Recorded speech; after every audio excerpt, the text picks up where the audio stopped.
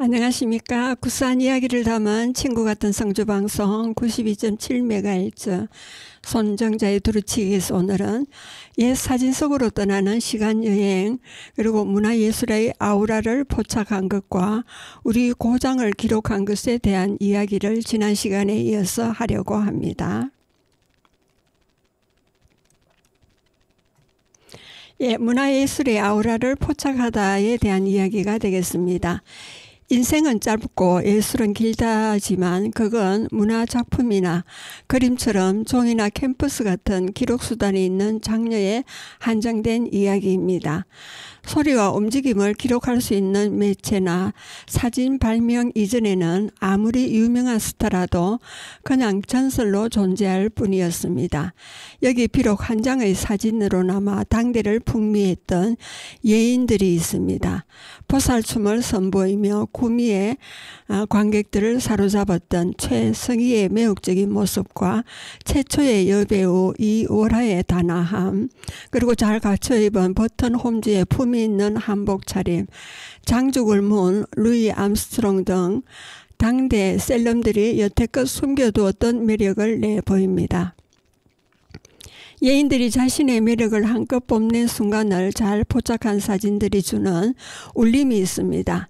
미처 피지도 못한 채 생을 마감한 여성 사회학자, 그리고 해방 40일 만에 목포의 눈물에서 팝으로 바뀐 어느 여가수의 레퍼토리에 담긴 시대상, 그리고 1930년대 이미 극장가를 점령한 할리우드 영화와 재즈 열풍 등 사진이 간직한 사회적 메시지에도 귀를 기울여 보겠습니다.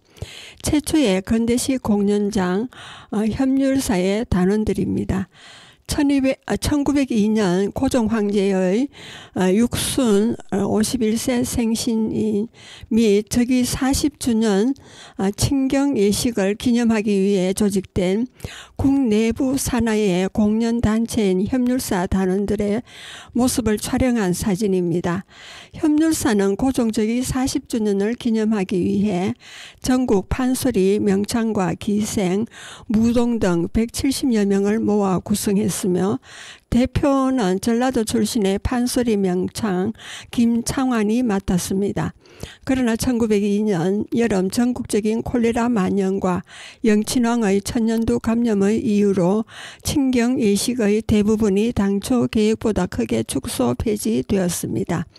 이로 인해 협률사는 대중적인 연예 공연을 하는 공간으로 변모했습니다. 이 사진에서는 태극기를 내건 뒤쪽에 국내부 소속 협률사라는 깃발이 함께 걸려있는 것을 볼 수 있습니다. 협률사의 표기가 관청의 일부를 뜻하는 사, 마털사에서 토지신의 사로 바뀌어 있는 것으로 봐서 친경 예식이 끝나고 협률사가 별도의 조직으로 독립된 1902년 11월 이후에 촬영된 것임을 알 수 있습니다. 또 사진 속에 등장하는 이들 대부분이 행사용 예복을 갖춰 입은 관기인 것으로 보아 연극이나 명창의 소리 공연이 대부분 사라진 1903년 2월 이후이거나 을사늑약 직후인 1906년 초에 다시 개관했을 당시의 모습일 가능성이 높습니다. 그리고 한복 입고 패션 스타가 된 버튼 홈즈에 대한 이야기입니다. 1902년 1월 중국, 조선, 필리핀 등 아시아 국가들을 여행하며 찍은 사진과 기록 영화를 가지고 미국 전역을 순회하며 강연 투어를 한 여행작가 겸 영화 제작사 버튼 홈즈가 1870년에서 1958년까지 생존하신 분이 서로 다른 종류의 한국 전통 복장을 입고 포즈를 취하고 있습니다. 사진 테마는 각각 한국인의 평상복, 한국의 추모복, 한국의 학자입니다. 1896년부터 세계 일주를 하며 그 나라의 풍광을 사진과 영화 필름으로 담아왔던 버튼 홈즈는 각국의 강연을 할 때마다 그 나라의 옷차림을 하고 나와 관객들의 이목을 집중시켰습니다. 버튼 홈즈는 1901년 5월 약 한 달간에 걸쳐 대한제국을 방문하여 인천과 서울 또 그 주변 지역을 돌아다니며 한국의 풍속을 사진과 영상으로 촬영했습니다. 이때 촬영한 영상과 1913년 7월 2차 방문 때 촬영한 영상을 모아 1917년 미국 파라마운트 영화사에서 단편 다큐멘터리 3편을 제작 개봉했습니다. 누구의 도움을 받았는지는 모르겠지만 그냥 어설프게 흉내낸 옷차림이 아니라 부채, 안경과 안경질, 향이나 또 상중에 들고 다니는 얼굴 가리개인 포선까지 옷에 맞는 소품도 꼼꼼히 챙겼습니다. 20세기 초 한국 문화가 전 세계에 처음 알려지던 무렵에 서양인이 이토록 한국의 재래복식을 잘 챙긴 경우는 그리 많지 않은 듯합니다. 20세기 초반 인기 관광 가이드 신송에 대한 이야기입니다. 1900년대부터 1920년대까지 유창한 영어 실력을 기반으로 하여 한국을 찾은 서양인들을 대상으로 관광 가이드로 활동했던 신송이 인력거를 탄 모습입니다. 1913년 7월에 서울에서 버튼 홈즈가 촬영한 사진으로 같은 시기에 서울 서대문에서 무학재 쪽으로 버튼 홈즈와 함께 인력거를 타고 이동하는 모습을 담은 영상이 홈즈의 다큐멘터리 필름 희한한 한국 풍속 1917년에 발간한 것에 수록되어 있기도 합니다. 신송의 구체적인 인적 사항은 확인할 수 없습니다. 1910년에 내셔널 지오그래픽 특파원으로 한국을 찾았던 미국 박물학자 1851년에서 1928년까지 생존한 윌리엄 위너스 채핀이 남긴 기록에 따르면 1910년 당시 약 30대 초반의 천주교 신자로 서울 YMCA 회원으로 활동하였으며 서대문 밖의 에스터하우스 호텔에서도 일했다고 합니다. 당시 신송은 채핀의 주선으로 조선인 악사와 기생들을 미국으로 데려가 공연을 하려고 시도했으나 이는 불발되었던 듯합니다. 이후 신송은 관광 가이드 일을 계속하면서 1920년대 무교동 21번지의 경성 고물상이라는 골동품 가게를 차려 서양인들을 상대로 한국 고가구와 각종 골동품, 우표 등의 기념품을 판매했습니다. 인근에 있던 테일러 상해의 엘버트 브루스 테일러와도 함께 활동했던 듯합니다. 그리고 꾸밈없는 단아함이 돋보이는 최초의 여배우 이오라에 대한 이야기입니다. 1920년대 일본 연예 잡지 연극과 키네마 1925년 12월호에 수록된 1904년에서 1933년까지 생존한 여배우 이오라의 2단 채색 사진입니다. 1924년 부산 조선 키네마 주식회사에서 제작해 그해 11월에 개봉한 영화 해의 비국에 출연한 직후의 모습을 담은 사진으로 보입니다. 해의 비곡은 일본인 다카사 간조가 왕필렬이라는 이름으로 감독을 맡고 이경손, 이월화, 이주경, 이채전 등 당시 부산에서 활동하던 무대예술연구회 계열의 조선인 배우들이 출연한 영화입니다. 여기서 해, 바다해는 작품의 배경이 되는 제주도 일대를 가리키는 것으로 영화는 출생의 비밀로 인해 사랑을 이루지 못한 두 남녀의 비극을 그린 것으로 전해집니다. 해의 비곡은 운영전, 심청전과 함께 1925년 일본 니카트 영화사를 통해 일본에도 수출되었는데 이 사진은 영화 홍보 차원에서 촬영된 것으로 추정되고 있습니다. 이 월화는 월화의 맹세 1923년 작품을 통해 조선에서 제작된 영화에 처음으로 출연한 여배우로 기억되고 있으나 자세한 생년월일이나 가계, 인적사항에 대해서는 제대로 정리된 자료가 없어 생애의 많은 부분이 아직까지 수수께끼로 남아있습니다. 다만 일제강점기의 신문 보도에 따르면 충남 예산 출신으로 서울에서 성장해 진명 혹은 건화 유학교의 보통과를 마쳤다고 합니다. 이후 16세 때 혼인하여 아이를 낳았으나 아이가 죽게 되면서 이혼하고 부산으로 내려가 간호부로 일하다가 18세가 되던 해 1922년 부산에 있는 여명 극단에 가입해 배우 생활을 시작했습니다. 이후 1920년대 중반까지 토월회 등에서 활발히 활동하였으나 사생활 문제로 탈퇴했습니다. 1920년대 후반 중국 상하이와 일본 각처를 떠돌아다니다가 1933년 일본 모찌 문문자와 마틀사에서 심장마비로 객사했다는 정도가 알려져 있습니다. 그리고 1930년도에서 대세는 헐리우드 영화입니다. 평양에 있던 영화관 가운데 조선인이 경영하던 것으로 가장 컸던 제1관 입구 사진입니다. 사진 자체에는 정확한 촬영 일자가 드러나 있지 않으나 여기저기 실려있는 상영작 및 상영 예정 포스터를 통해 대략적인 촬영 시점을 짐작해 볼 수 있습니다. 1930년대 초 조선 영화관의 상영 프로그램은 할리우드 영화들이 대세를 이루었던 터라 여기 걸린 영화 간판과 포스터 대부분은 헐리우드 영화들입니다. 알 존슨 주연의 1928년 싱킹 후를 시작으로 레지널드 데니 주연의 1928년작 밤 건달과 그리고 미국 코미디언 영화 1929년에 상영된 굿바이 키스 그리고 1929년에 상영된 금류의 사랑을 실어 그리고 1928년에 상영된 서부극 광야의 절규 포스터를 찾을 수 있습니다. 극장 오른편으로 상영 예정작인 1928년작 코사크와 조선 영화로는 유일하게 성방비곡을 1930년에 발표된 포스터가 붙어 있습니다. 당시 조선 영화는 프린터 두세 부를 가지고 전국을 돌며 상영하는 경우가 대부분이었습니다. 평양 지역에서 상영하려면 경성에서 개봉 후 약 6, 7개월이 지나는 게 보통입니다. 성방비곡은 1930년 6월 1일 개봉해 남선 지역에서 흥행한 뒤 1930년 10월 경성에서 다시 상영되었고 그 이후 북선 지역에서 흥행이 시작된 것으로 기록되어 있습니다. 이러한 정황으로 미뤄볼 때 이 사진은 대략 1930년 11월에서 1931년 2월 사이에 촬영된 것으로 짐작됩니다.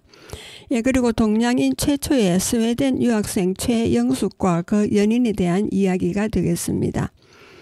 1932년 6월호에 별건곤에 실린 최영숙 지하 방문기라는 기사에 함께 게재된 사진입니다.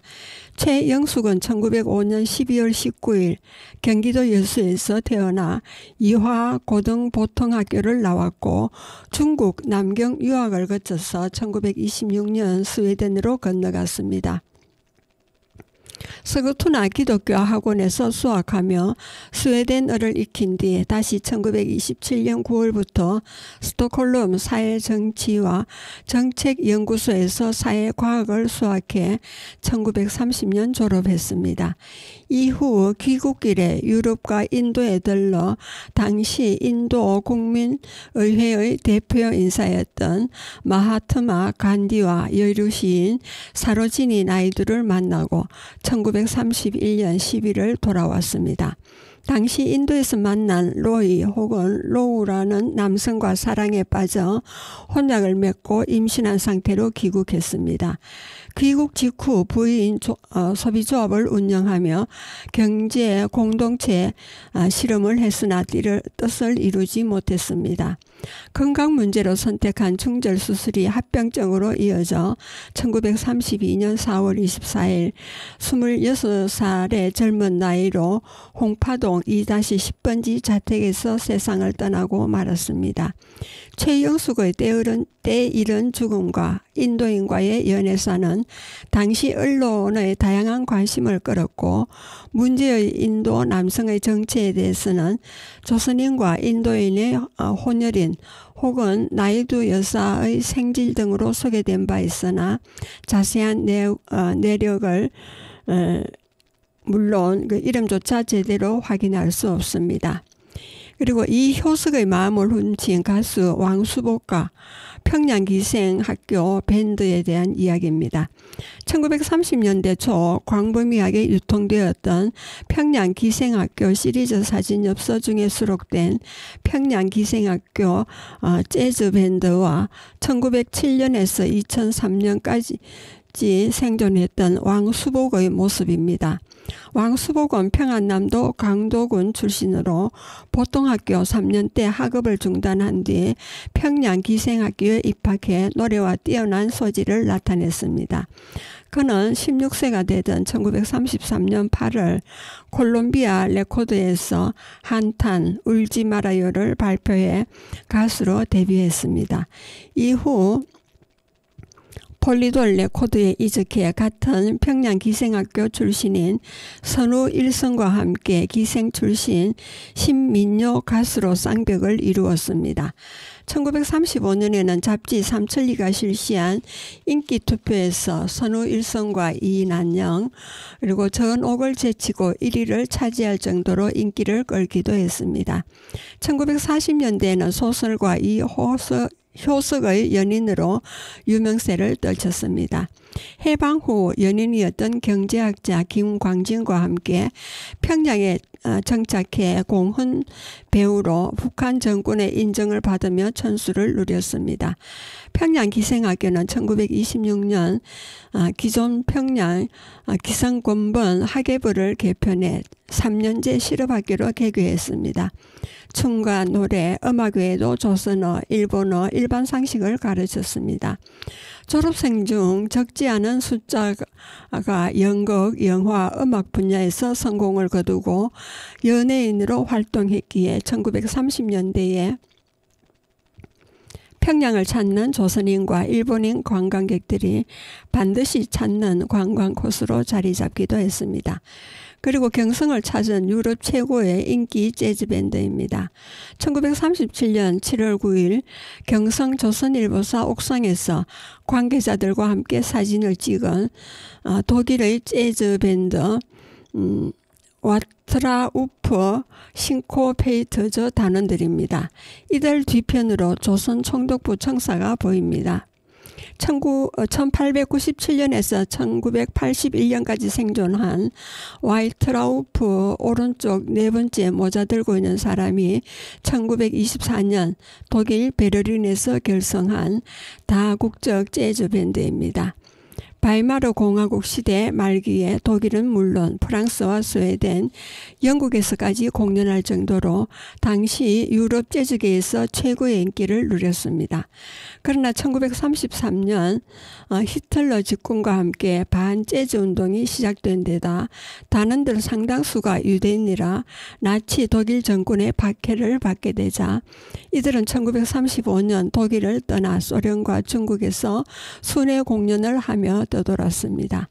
그러다가 1936년부터 일본 도쿄를 거점으로 활동하며 일본 콜롬비아 레코드의 전속 악단이 되어 레코드를 취입하고 각종 공연에 출연했습니다. 당시 이들은 조선에서 장기 흥행했던 영화 푸른 천사 1930년 출품작입니다.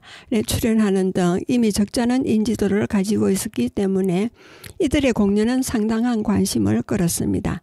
이들은 일본 소쿠치 영화사의 주선으로 1937년 7월 10일부터 2주일 동안 메이지사 지금의 명동 국립예술극장에서 와이트라우프제라는 이름의 레뷰 공연을 매일 2차례씩 하였고 이후에도 다시 대만으로 건너가 공연했습니다.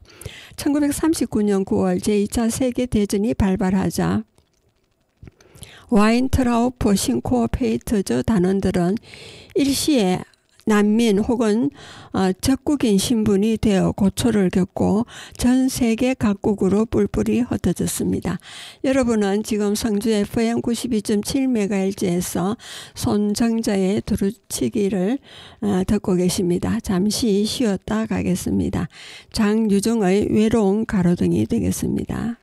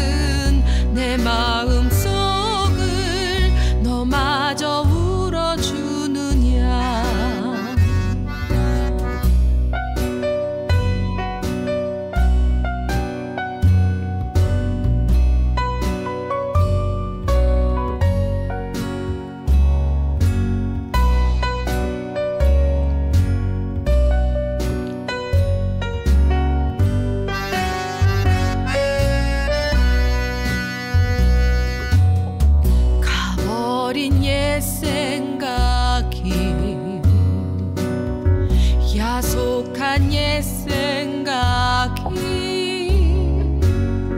거리에 시드는 가슴 속을 왜 이리 아프게 하나. 길모퉁이 외로이 선 서글픈 가로등이여 눈물에 피는 한 송이 꽃은 갈 곳이 어느 편이냐.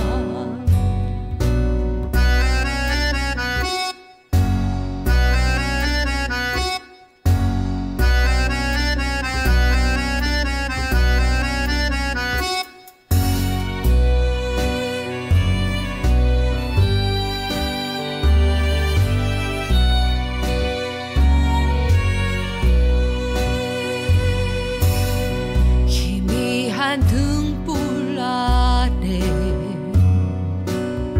처량한 등불 아래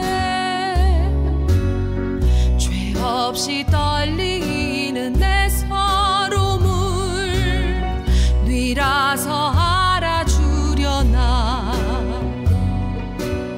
심지불도 타기 전에 제가 된 내 사랑이여 이슬 비오는 밤거리 위에 이대로 쓰러지느냐.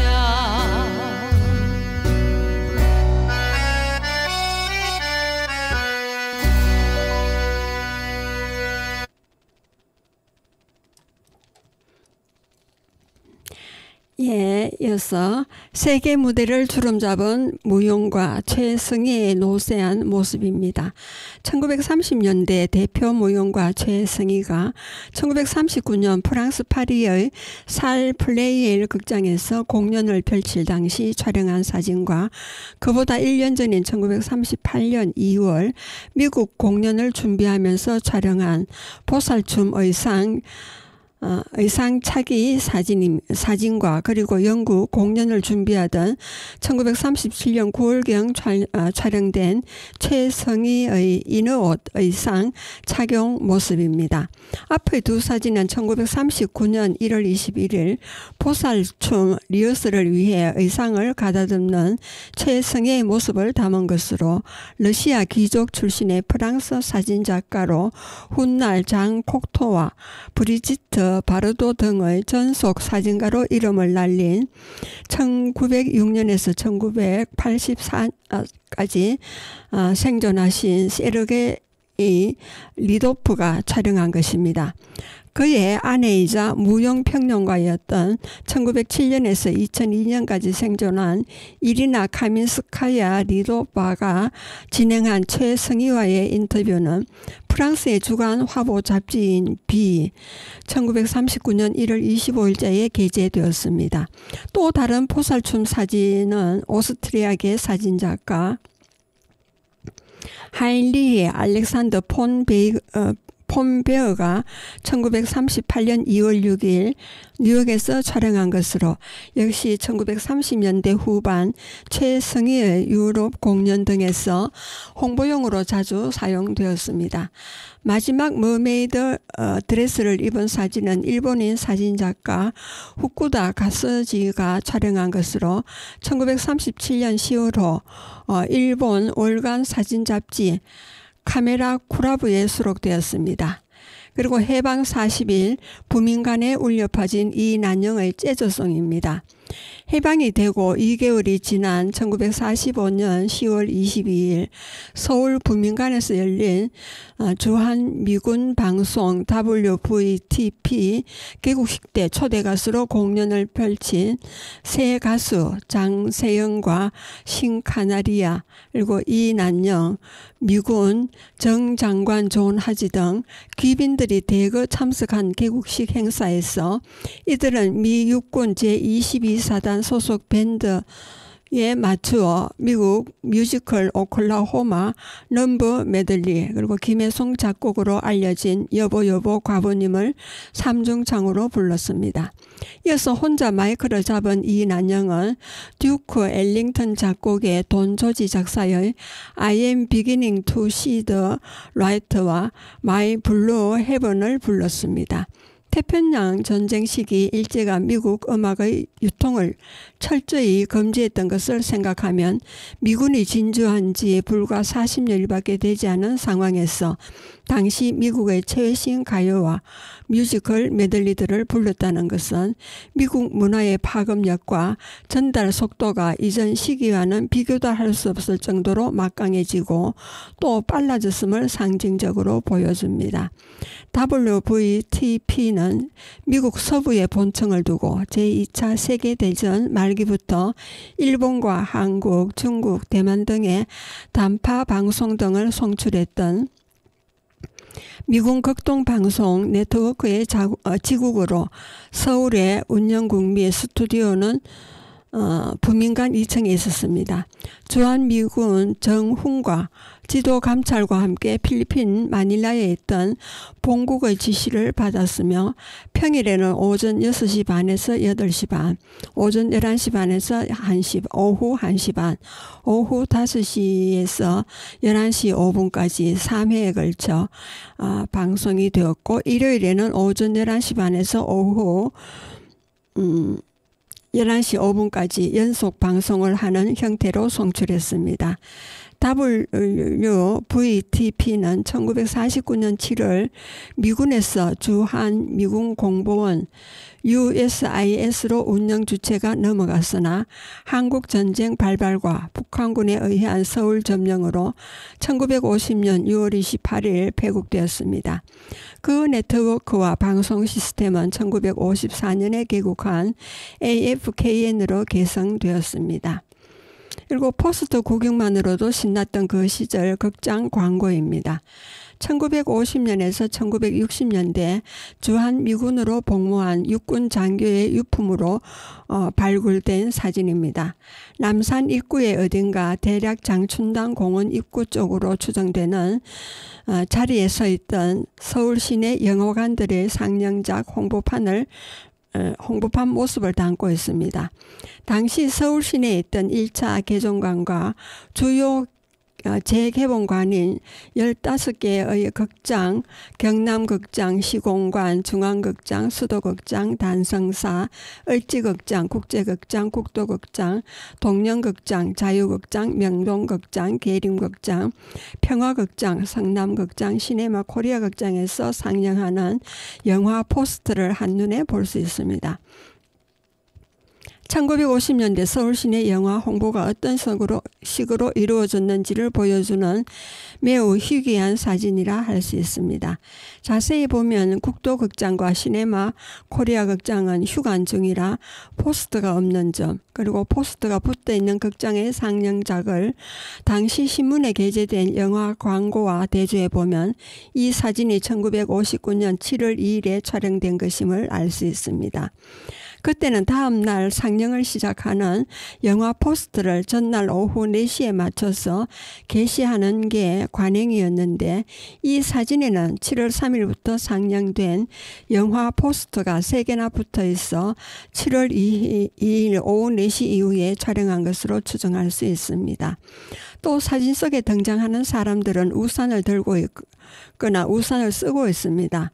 당시 신문기사에서 7월 2일 오후 5시경부터 서울을 비롯한 주요 지역에 장마가 시작되어 본격적인 우기가 되었다고 하였으니 그야말로 사진 한 장 속에 당시의 하루가 생생하게 담겨 있다고 하겠습니다.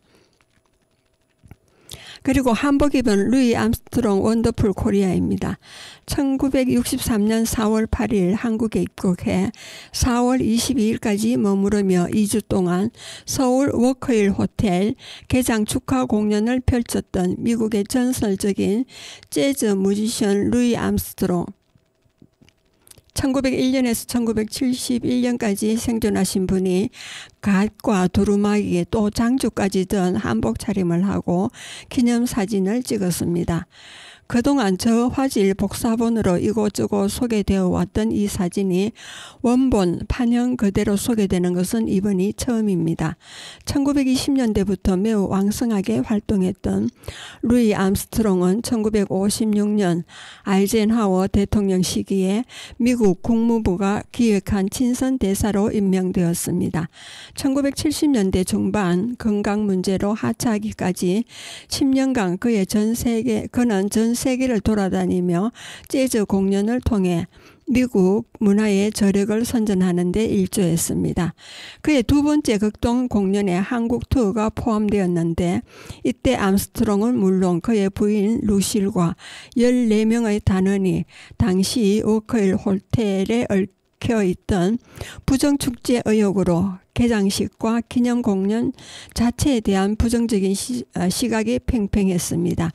거기다 공연 티켓 가격이 당시로서는 엄청난 고가여서 1963년 4월 당시 설렁탕 한 그릇이 40원인데다가 한국인의 공연 관람은 외국인 동반 시대에만 허용되었는데 780원이었습니다. 그래서 빈축을 사게 되었습니다. 그리고 우리 고장을 기록하다입니다. 향토와 문화는 그동안 대구, 경북 지역의 많은 근대 사진을 지면에 소개했습니다. 이번 호에서는 그동안 매체를 통해 보기 힘들었던 사진을 공개합니다. 한국인과 일본인이 같이 지낸 향교의 석전대제와 판문이 다 떨어져 나간 달성공원 관풍루의 모습이 마음을 착잡하게 합니다. 각종 표우와 구호가 난무하는 대구역 앞 풍경과 초록색 지붕을 이고 있는 1960년대 대구역의 모습, 그리고 경주 향교 얘기, 기생들의 춤 연습 풍경 또는 이채롭습니다.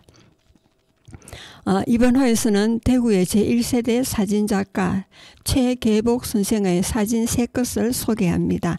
선생의 명성은 2018년 유족이 국립현대미술관의 사진작품과 판권을 기증함으로써 널리 알려졌습니다. 이번 호에 소개된 사진을 일제강점기 대구의 서정미 넘치는 풍경을 담은 동시에 대구의 옛 모습을 보여주는 역사적 기록사진이기도 근무합니다. 맨 마지막 포플러 나무 아래 너릿너릿 흐르는 금호강을 배경으로 빨래하는 여인들의 모습을 담은 동촌 풍경을 통해 대구의 명소였던 동촌 유원지를 추억해 보았습니다. 그리고 일본 관료들과 함께 올린 석전대제입니다. 1912년 일본 다이소 원년 9월 17일 대구 문묘 즉 대구 향교에서 열렸던 축의 석전대제 기념사진입니다. 사진 촬영자는 대구에서 동양헌 사진관을 경영하던 다나카 가메쿠마다입니다.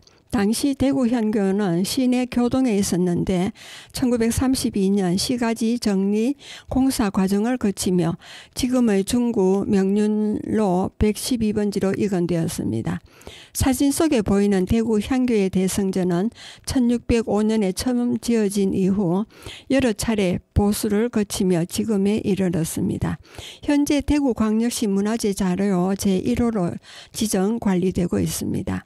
일제강점기 특히 1910년대와 1920년대까지 조선 총독부를 위시한 시민 권력 당국은 조선의 지배적 계급이었던 양반청을 회유하고자 각지의 향교와 문묘 등의 석전과 각종 행사를 꾸준히 지원했을 뿐만 아니라 지역의 일본인 당국자나 유지들을 참가시켰습니다.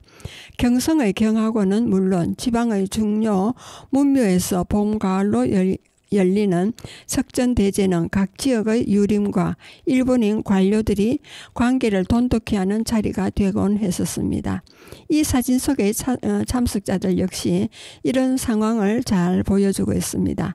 사진 뒷면에 기록되어 있는 참석자 명단을 보면 대구 부윤을 대리하여 참석한 일본인 서기관 우에마츠 마사카즈가 석전의 조언관을 맡고 아흔관은 대구 향교의 직원이었던 최종륜이 맡았으며 나머지 헌관들 역시 대부분 일본인 서기관들과 조선인 유지들이 맡았음을 알 수 있습니다. 한편 오른쪽에서 두 번째로 서 있는 인물은 경북 청도 출신으로 1910년대 대구 협성학교 교사로 근무하며 독립운동가로 활동했던 1876년에서 1927년까지 생존한 홍주일입니다. 그리고 애기 기생들의 춤 수업 시간입니다. 1920년대 후반에 촬영된 것으로 보이는 경북 경주의 옛 교방 모습을 담은 사진입니다. 교방청 건물로 보이는 건물 기둥에 동도 좌교방, 나대고악 전습소라는 간판이 선명합니다. 교방은 고려시대부터 이른바 여학을 가르치고 전수하던 대표적인 기관으로 조선시대에서는 장화근에 딸린 서울교방 이외에 전국 각지의 주요 성읍에 설치되어 지역 수령의 관리와 감독 통제를 받았습니다. 그러나 갑오 개혁으로 장화근이 폐지되고 행정구역 및 체제가 변화하면서 교방들 역시 쇠퇴의 길을 걸었습니다. 1907년 11월 관기 제도가 완전히 폐지되면서 대부분의 지역 교방들은 점차 근대적인 사형 조직인 권번으로 대체되었습니다. 하지만 일부 오래된 고을에서는 1920년대와 1930년대까지도 권번에서의 기예교육 부스를 계속해서 교방이라 불렀는데 이 사진 속에 드러난 경주 교방 역시 상황이 비슷한 것으로 보입니다. 지금의 성동시장 부근에 있었으며 60여 명의 기생들이 상주하고 있었습니다. 교방의 운영은 경주 최부자로 유명한 1988년에서 1970년까지 생존한 최준을 비롯한 여러 지역 유지들이 관여했다고 알려져 있습니다. 경주 교방은 1930년대 초반까지 운영되다가 1934년이 시작된 이른바 경주 권번 분규 과정에서 기능을 잃었습니다. 이후 1930년대 말 경주 권번이 로스동으로 이전되면서 아예 사라진 것으로 보입니다. 예, 여러분은 지금 성주 FM 92.7MHz에서 손정자의 두루치기를 듣고 계십니다. 잠시 쉬었다 가겠습니다. 신한별의 자유의 이름입니다.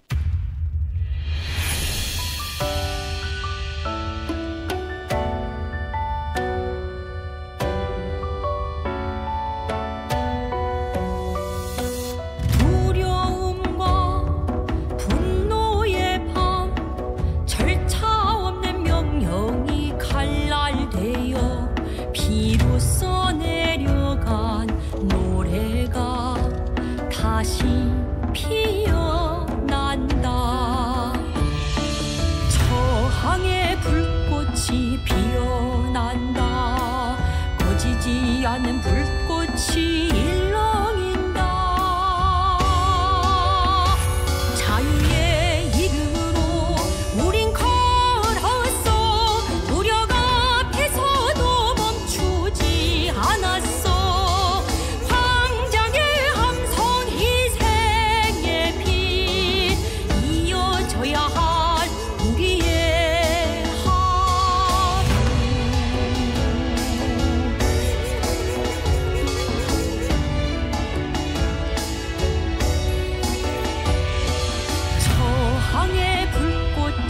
피어난다. 꺼지지 않는 불꽃이 일렁인다.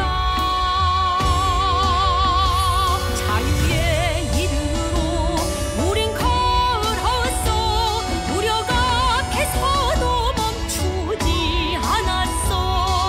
광장의 함성 희생의 빛 이어져야 할 우리의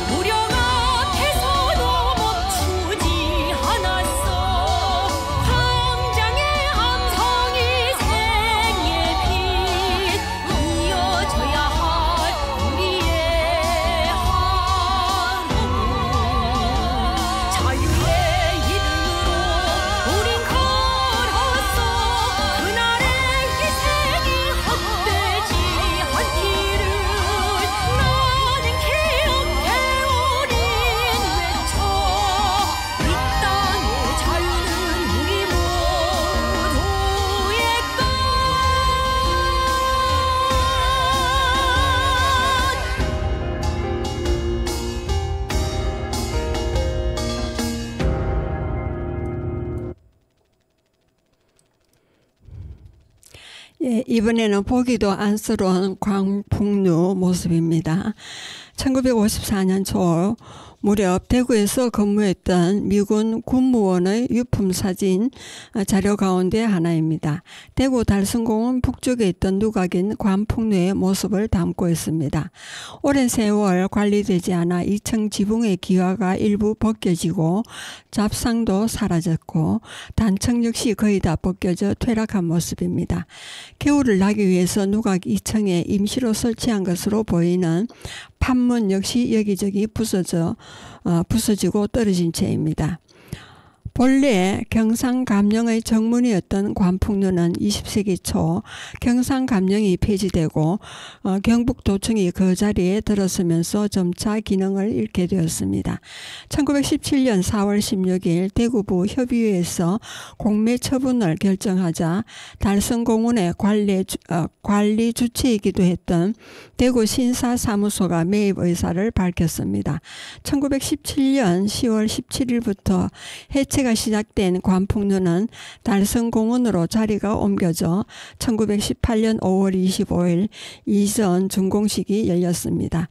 1933년 6월 한 차례 수리되긴 했으나 그 이후로 세간의 무감시 속에 관리의 손길이 전혀 미치지 않았음을 이 사진이 말해주고 있습니다.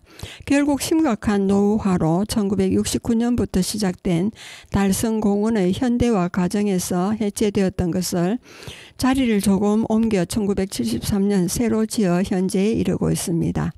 이 사진은 당시까지 남아있던 원래 관풍루 건물의 세부와 의장을 잘 확인할 수 있다는 점에서 가치가 있습니다. 달성공원에서는 관풍루 이외에도 본래 대구 읍성의 북광루였다고 알려진 만경루도 있었으나 이 역시 달성공원 현대화 과정에서 철거되었습니다. 그리고 할배 아이스케키 한계 주유소입니다. 한국전쟁에 징집되어 1951년에서 54년까지 주로 대구에 주둔하며 미 8군의 보도사진과 각종 기록사진을 촬영했던 1928년에서 2009년까지 생존한 헨슨 윌리엄스가 1952년 3월 29일 대구 시내 어딘가에서 촬영한 사진입니다. 미국 캘리포니아 페프다인 대학교에 소장되어 있습니다. 대창 빙과점이라는 가게에서 아이스크림과 아이스케이크 등 냉물 일체를 판다며 꺼내놓은 깃발 아래 쌀가마니 한 포대를 얹고 그 위에 앉아 포즈를 취한 한 노인입니다. 아직은 쌀쌀한지 긴 바지에 반각 그리고 두꺼운 양말을 신고 있는 것이 이채롭습니다. 대창 빙과점의 정확한 위치는 알기 어려우나 이 가게가 언급된 1950년대 신문 기사들에 의하면 옛 조선방직 제사공장 앞 지금의 대구시 중구 동인동 인근이었던 것으로 보입니다. 아이스크림과 아이스케이크는 이미 1910년대에 처음으로 조선에 소개되었으나 본격적으로 대중화된 것은 1930년대 이후 전기 보급과 함께 냉장과 냉동 기술이 좀 더 보편화되면서부터였습니다. 1930년대에는 주로 일본인들이 경영하는 양과점 혹은 빵집에서 제작해 판매되었으나 1950년대 이후에는 빙과만을 전문으로 판매하는 이들이 많아졌습니다. 하지만 당시 열악한 냉장 및 냉동 보관 기술과 원료에 대한 품질 관리가 제대로 이루어지지 않아 대장균이 검출되고 이를 사먹는 어린이들이 식중독에 걸려 복통을 호소하는 유해 식품으로 분류되기도 했습니다.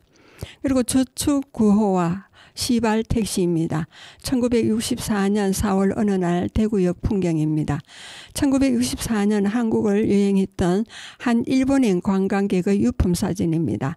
1913년 목조 건물로 처음 지어져 60여 년 동안 사용되다가 1978년 새 역사를 짓게 되면서 철거된 옛 대구역 건물과 그 앞의 광장을 잘 보여주고 있습니다. 역사 앞에는 교통경찰로 보이는 사람들과 함께 미국산 캐딜락 승용차와 지프차가 한 대씩 보입니다. 지프차 뒤로 성강장 같은 구조물 아래 사람들이 많이 서 있는 것으로 보아 아마도 1950년대 유행했던 시발 택시와 마찬가지로 군용차로 쓰다 불화된 차량을 택시로 개조해 운영하는 것이 아닐까 싶습니다. 요철이 있는 인화지에 아주 작게 인화되어 있어 사진의 세부가 다소 불분명한 것은 아쉬우나 당시 대구역 앞 주변의 생생한 모습이 담겨 있다는 점에서 역사적 가치가 높습니다. 대구역 본관과 대합실의 지붕이 당시까지도 목조로 되어 있었고 초록색 방수 페인트를 칠한 상태였음을 확인할 수 있습니다. 사진 자체에는 제대로 된 촬영 시기 기록이 남아있지 않으나 사진 오른쪽에 있는 저축 홍보탑이 쌓여있는 구호 하루 위해 낭비 말고 100년 위해 저축하자가 1964년 2월 재무부에 의해 제정된 홍보 문구입니다. 1964년 4월 22일에 대구 종합경기장에서 열렸던 한국 중국 타이완을 말합니다. 신촌 친선 복싱대회 홍보탑이 설치되어 있는 것으로 보아 1964년 3월 말에서 4월 초 어느 날 촬영된 것으로 추정됩니다. 이들 홍보탑도 전기 조명을 이용한 것으로 보이는 산불 조심 차 조심이라는 구호가 적힌 홍보탑도 확인되는 것이 이채롭습니다. 그리고 포플러 우거진 동촌 유원지의 기억입니다. 1930년대 후반 사진전 입상작으로 포플러 나무가 늘어선 강변 모래톱과 강에서 빨래하는 여인들의 모습이 한 폭의 그림 같은 이미지를 연출하고 있습니다. 빨랫감이 쌓인 함지를 앞에 두고 빨래에 열심인 여인들 너머로 바지를 걷어올리고 강을 건너는 이들도 보입니다. 다무라 가츠 히사의 조선 향토 지리의 신뢰 대구편에 의하면 원래 금호강의 범람원으로 버드나무가 우거진 초지였던 동촌은 1905년경까지 일본인이 이주해 농장과 과수원을 경영하면서 개발되기 시작했습니다. 봄이면 주변의 만발한 사과꽃, 여름날 바람에 일렁이는 포플러의 행렬에 금호강이 어우러진 경치가 곽광받게 되면서 일학대교를 대표하는 유원지로 부상하며 시민의 사랑을 받았습니다. 1920년부터 각 학교의 단골 소풍 장소로 꼽혔음은 물론이고 특히 여름철이면 남양 인파가 몰려 시내 부영버스도 그때는 야간 운영을 시행할 정도였습니다. 광복이 되고 본격적으로 공원으로 개발되면서 설치된 구름다리와 케이블카는 일약 대구의 명물이 되었습니다. 한창 때는 일일 방문 인파가 3만에서 5만을 헤아릴 정도였습니다. 금호강의 오염과 함께 시들해 가던 동촌의 인기는 주변으로 각종 문화시설과 체육시설, 산책 코스 등이 조성되면서 다시 예전의 인기를 회복했습니다. 지금도 여전히 자연과 문화, 역사가 어우러진 시민 휴식 공간으로 사랑받고 있습니다. 추가로 동촌 유원지는 예시청 동쪽 4km 지점인 금호강변에 있습니다. 금호강변의 남한에는 수직의 절벽이 높이 솟아 절경을 이루고 그 앞쪽의 넓은 모래사장은 놀이터를 제공하고 있고 북한에는 멀리 팔공산이 보이는 경성지입니다. 전체 면적 약 1.5제곱킬로미터에 전답, 대지, 임야, 도로, 하청, 운동장, 잡종지, 기타 제방과 학교 부지와 철도 부지, 임야로 구성되어 있습니다. 먼저 자연 환경을 보면 대구 금호강변의 완만한 경사지와 침식 작용으로 인한 급경사의 절벽 및 구릉지로 형성되어 있고 제일 높은 지역의 표고가 70m입니다. 금호강이 동으로 서로 관통하고 있으며 동남양의 지구 경계에는 경부선 철도가 접하고 있습니다. 고도를 보면 40m 이하가 68.2%이고 40m 이상은 31.8%로 유원지로 개발하기에 적합합니다. 주로 소나무, 포플러, 아카시나무, 참나무가 식재되어 있으며 이태리 포플러 나무는 주로 금호강변을 따라 분포하고 있습니다. 그리고 형성 및 변천입니다. 1918년 일본인들에 의해 처음 개발되었고 8.15 광복 후 점차 유원지로 개발되어 대구 시민의 휴식처, 행락처가 되어 왔습니다.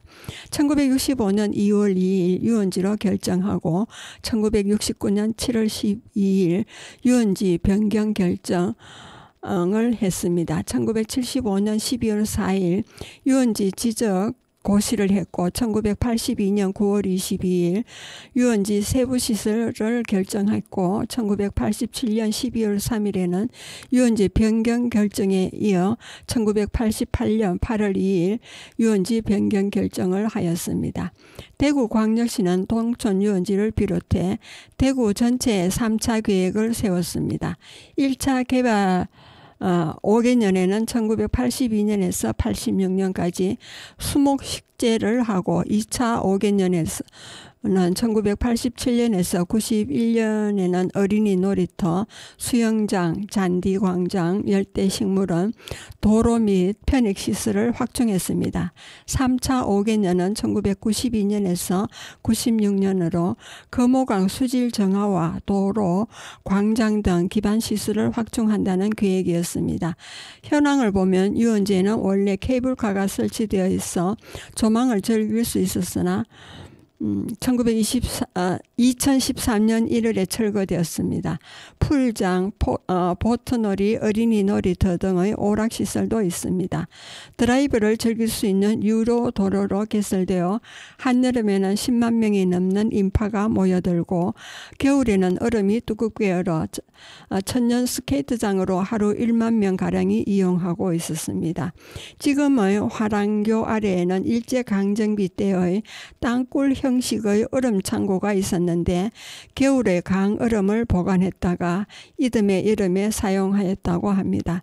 대구광역시 동구청은 동촌 유원지 내에 도시계획 도로를 확장하기 위해 유적 분포 유무를 확인하다가 2004년 이곳에 유적이 위치할 가능성이 높아서 시굴 조사를 실시했습니다. 조사 결과 도로 유구 5기와 수열 3기의 유상 유구 1기, 그 외 다수의 주열군이 조사되었고 유물은 토기류 등 모두 50여 점의 유물이 출토되었습니다. 대구광역시 동구 효목동 1107에서 8번지 일대로 이 유적은 동촌 유원지 내에 있습니다. 동촌 유원지의 북쪽은 남동쪽에서 북서쪽으로 금호강이 흐르고 범람원에 의해 형성된 넓은들이 분포하고 있습니다. 조사 당시 동촌 유원지의 북동쪽은 강변 정비 사업에 의해 모두 개발되어 공원으로 이용되고 있습니다. 남서쪽은 금호 강변의 제방을 따라 형성된 범람원과 야트막한 능선이 이어져 있는데 현재는 주택과 논, 밭, 유원시설 과 석당가 등으로 이루어져 있습니다. 1966년 유원지 경내에서 진입로와 주차장 확장 공사 도중 청동 유물 일괄이 출토된 만촌동 청동기 유적물을 비롯해서 인접한 곳에 대구 효목동 1112번지 유적이 위치하고 있습니다. 이곳에서 북서쪽으로 약 2.5km 정도 떨어진 곳에 복현동 고분군과 남동쪽으로 약 5km 정도 떨어져서 가천동 고분군이 위치하고 있습니다. 금호강에 걸린 아양교도 명물인데 그 이름은 멀리 보이는 팔공산과 강물을 상징합니다. 이 유원지는 1970년대까지 활기를 띠었는데 금호강 오염으로 점차 쇠퇴하게 되었습니다. 대구광역시는 2008년에 자전거 도로와 산책로를 새롭게 단장하였고 2009년 5월 정부의 낙동강 살리기 계획과 함께 대구광역시 자체적으로 낙동강과 더불어 금호강 41.4km 구간의 생태 테마공원, 동구 효목동 동촌 유원지 등을 조성하는 13가지 세부 사업을 진행할 방침을 밝혔습니다. 또한 대구광역시는 2009년 6월 3일 대구광역시 동구 신암동에 있는 대구기상청을 동촌 유원지로 옮긴다고 발표했습니다. 그리고 기상청은 2010년에 대구기상대 신축에 나서 2013년에 완공하였습니다.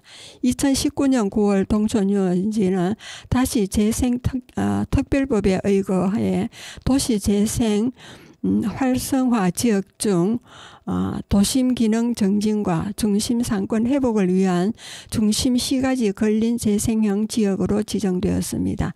또한 17km에 달하는 동촌 유원지 금호강 코스는 2019년 대구 자전거 투어 코스 중 하나로 지정되었습니다. 예, 여러분은 지금까지 성주 FM 92.7MHz에서 손정자의 두루치기를 들으셨습니다. 마지막 음악을 듣겠습니다. 혜은이의 제3환경고가 되겠습니다.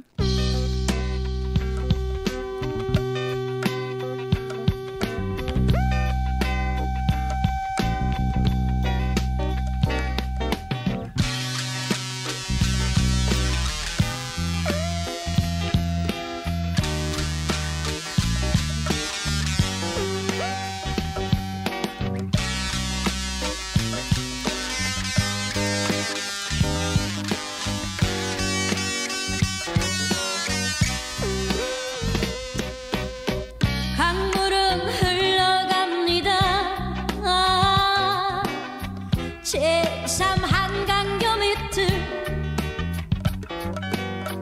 당신과 나의 꿈을 싣고서 마음을 싣고서 젊음은 피어나는 꽃처럼 이 밤을 맴돌다가 새처럼 바람처럼 물처럼 흘러만 갑니다. 어제 다시 만나서 다짐을 하고 우리들은 맹세를 하였습니다. 이 밤이 새이면 첫 차를 타고 행복 어린 거리로 떠나갈 거예요. 뚜루뚜루뚜 하! 강물은 흘러갑니다.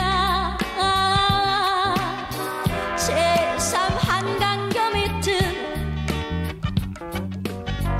바다로 쉬지 않고 바다로 흘러만 갑니다.